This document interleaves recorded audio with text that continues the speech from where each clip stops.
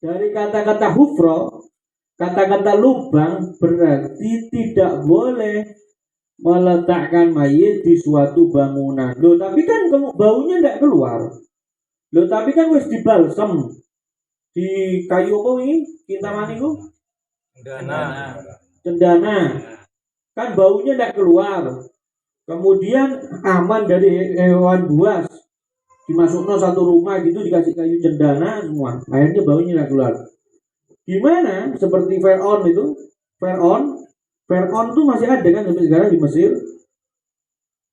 Itu ditaruh mana? Ditaruh di bangunan, di balsem. Gimana hukumnya? Tidak boleh. Karena pada awalnya ditaruh di dalam tanah di lubang. Lubang itu syaratnya baunya tidak keluar dan aman dari hewan buas. Ya. Kalau di ruangan walaupun baunya tidak keluar dan aman dari hewan buas, tetap tidak boleh.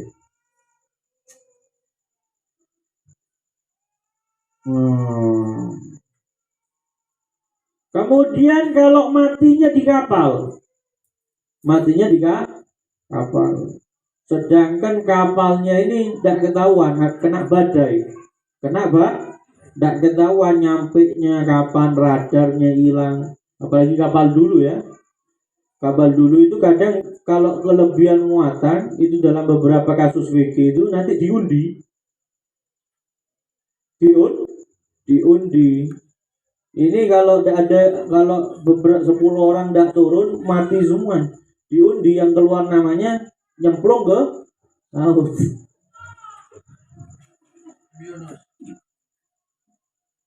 Kemudian mayit yang meninggal di kapal ditunggu dulu. Ditunggu. Kalau kira-kira mayit ini bisa wutu sampai ke daratan, kemudian dikubur di daratan, maka ditunggu nyampe daratan. Tapi kalau tidak ketahuan ini nanti nyampe berapa hari badai langsung mayit dicemplungno ke laut. Dikasih batu, ditaleni cemplung terus. Nah, kemudian sunnah menguburkan mayit, ketika dikuburkan itu ditutupi sama kain. Ya, mayit masuk ditutupi sama kain di atasnya kuburan dulu. Biar apa fungsinya? Biar tidak kelihatan orang, mungkin barangkali ada aib yang keluar pada mayit. Contoh korban kecelakaan kan keluar darah, masih misal kadang-kadang kan ada mayit begitu masih keluar darah, itu sunnah ditutup. Jadi mayit masuk ditutup kain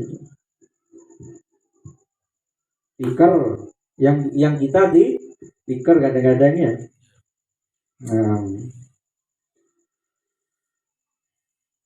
Wa amaluhu qamatun wa bastatun bi ayyakuma rajulun mu'tadilun basiton yadayhi murtafi'an.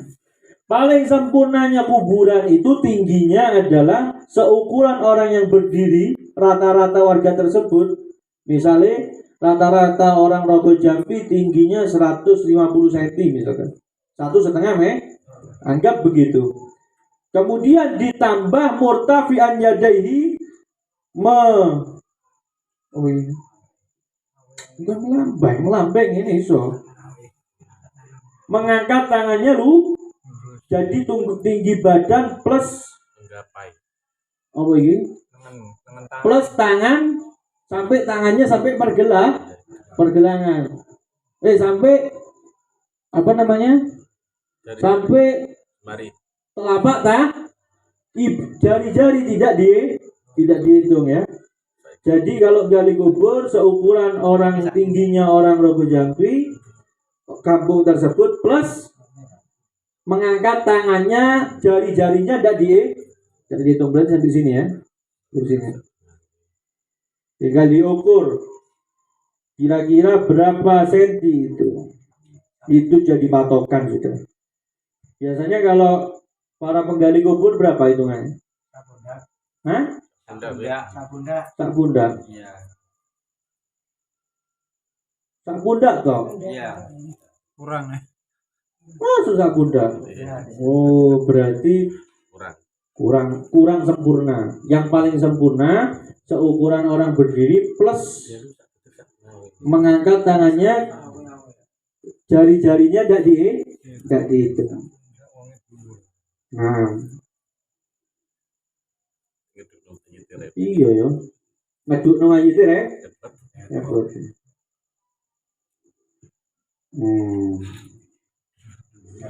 Kemudian sunnah juga meletakkan mayit miring, mayit itu ngadep kanan. Sunnah mayit ngadep kanan alias kepala di utara, kaki di selatan. Makruh kepala di selatan, kaki di utara.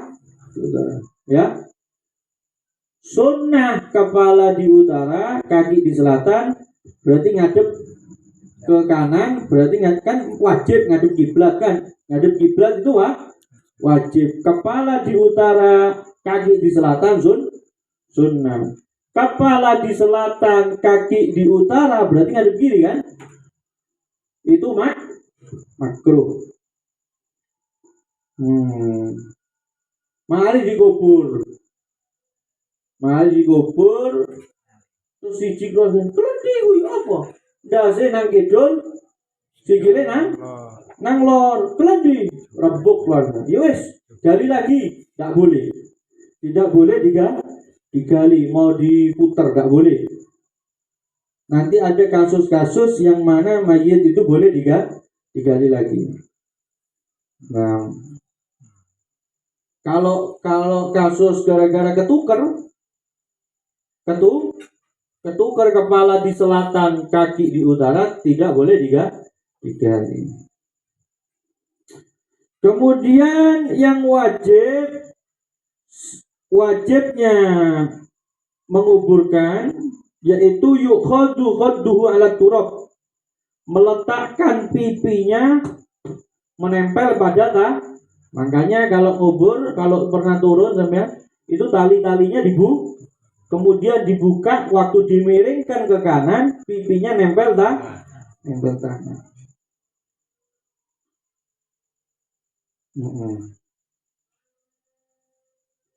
Atau ila nahwil labina, atau semisal ditempel di semisal batu bata, berarti diganjel batu bata gitu. Karena itu nanti bakal menunjukkan hinanya manusia di hadapan Allah. Sudah nempel kamu sama tanah. Biasanya pakai bantal kamu. Kemudian tidak boleh narok barang-barang. Kotak di sini barang, seperangkat alat sholat. Maksudnya biar sholat di kuburan. Makruh. Tulis, kalau tulisan Arab, tulisan lafaz-lafaz Allah ditulis itu haram. Yang biasanya itu doa apa? Doa akasa. Mayoritas ulama bilang haram.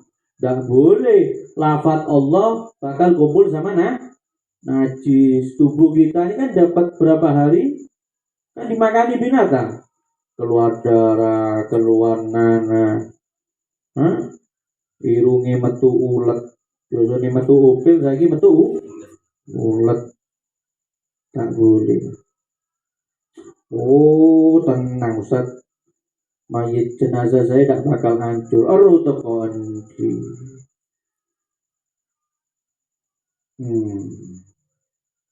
Kemudian sunnah juga menatapkan bukan menghadap, menempelkan wajahnya mayit ke jadi miring kanan, jadi pasrah ini langsung ngadep tanah langsung. Dan seperti itu ya kita saksikan sekarang ya, dipepet Kemudian kakinya juga mepet sama tanah yang sebelah jadi tidak ada jarak, ya, tidak ada jarak. Jadi ini pinter-pinternya tukang gali kubur. Takon ini sik mayite dhuwur apa pendek? Jangan sampai mayitnya orangnya pendek, kuburannya orang tinggi. Akhirnya tidak dapat sunnahnya kakinya nempel ke tanah yang selatan. Kemudian sunnah juga punggungnya diganjel sama labinah, semisal batu bata atau batu, ya, atau gulu mayuk mariminatin, sesuatu yang dipadatkan, dikepel-kepel, terbuat dari tanah, kan biasanya gitu. Atau batu bata diganjel. Nah,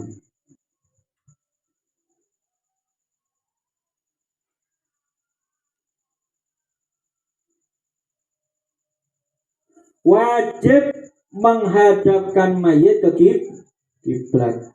Wajib mayit itu ngadep kiblat.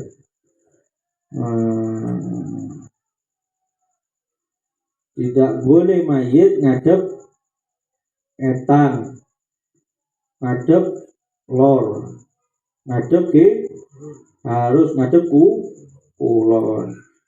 Kepalanya di utara, kakinya di selatan, itu sunnah. Kepala di selatan, kaki di utara, ngadep kiblat itu makruh. Ngadep kiblatnya wajib. Kepala di utara, kaki di selatan, berarti ngadep kanan itu sunnah. Kepala di selatan, kaki di utara, ngadep kiri itu makruh. Kemudian kapan mayit itu boleh digali? Fasun bima yujibu nafsal mayit, membahas tentang hal-hal yang mewajibkan menggali mayit. Wajib mayit ini digali. Kapan? Yushaful qabrul ladzi fil mayit di arba'i hisal. Karena 4. Yang pertama lil ghusli idza lam yataghayyar, untuk dimandikan sebelum mayitnya berubah. Moro-moro katon mayit langsung dikubur. Wes sidu wajib malam yataghayyar, selama belum berubah. Nek wes berubah, biasanya 40 dino itu wes berubah, maka tidak boleh digali. Kemudian wali taujihi ilal kiblah, untuk menghadapkan ke kiblat. Salah kiblat yang turun di kuburan ngadep etan misalnya. Satu orang setelah dikubur itu ngadep etan mau, maka wajib digali didepno maneh ngulon. Kalau salah ngadep. Juga syaratnya selama mayitnya belum berubah, belum hancur. Kemudian walil mali idza dufina mahu, kalau ada harta yang dikuburkan bersama mayit, wajib digali, diambil hartanya. Ini dulu mayitnya senang sama sepeda ini, trek-trekan balapan, sepeda Masudin Supraik, mlebu pisan Supraik, wajib digali. Walaupun cuma cincin, mayit meninggal itu haknya ahli waris kan, walaupun cuma wajib digali, diambil cincinnya. Selama ada harta yang dikubur bersama mayit, kuburan wajib digali. Itu jadi daliling maling-maling kuburan Cina. Kalau dikubur mayit itu wajib digali. Ini kuburan Cina, cuma wis maling itu sini. Kuburan Cina kan gitu. Apa yang dicintai sama mayit ikut masuk, ikut mayit. Ada videonya itu ada. Waktu itu pernah lihat saya video sepeda motor masuk, mobil masuk, TV masuk, kulkas masuk. Oh, kulaan malingnya.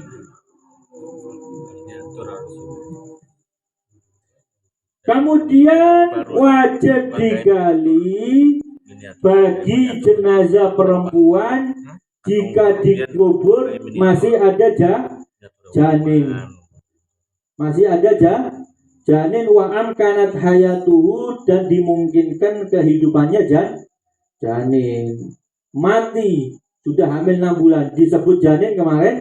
Kalau sudah usia kandungan 6 bulan itu baru bisa disebut di bawah 6 bulan belum jadi janin. Hamil 7 bulan meninggal dikubur terus datang dokter misalkan. Itu kemarin periksa sama saya itu hamil 7 bulan. Baru dikubur 1 jam yang lalu. Kira-kira janin itu masih hidup enggak kalau 1 jam? Masih hidup. Maka wajib digali jika masih memungkinkan kehidupannya janin. Diambil mayat perempuannya, diangkat, dokter bekerja untuk membedah perutnya perempuan, dibuka, disuek, ya dioperasi itu untuk diambil janin kalau dimungkinkan masih hidup. Wes film meninggal pirang dino? Wes seminggu ya. Wes seminggu. Kira-kira janin dalam perut masih hidup atau mati biasanya? Sudah, tidak usah digali. Nah.